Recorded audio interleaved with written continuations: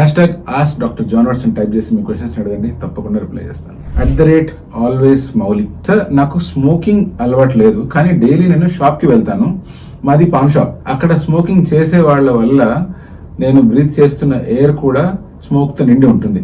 దానివల్ల hair fall అయ్యే chances ఉన్నాయా? స్మోకింగ్ చేయడం వల్ల డెఫినెట్ గా హెయిర్ ఫాల్ అయ్యే అవకాశం ఉంది. హెయిర్ ట్రాన్స్ప్లాంట్ చేసిన తర్వాత కూడా హెయిర్ గ్రోత్ చాలా వరకు ఎఫెక్ట్ అయ్యే ఛాన్స్ ఉంది.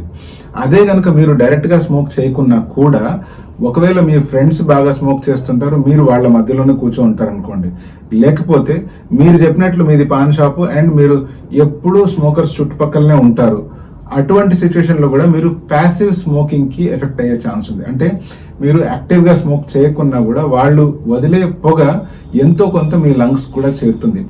దానివల్ల మీకు తెలియకుండానే దాని సైడ్ ఎఫెక్ట్స్ ఎంతో కొంత మీకు కూడా వచ్చే అవకాశం ఉంది. ఇది మీ హెయిర్ మాత్రమే కాదు, మీ హెల్త్ కూడా మంచిది కాదు.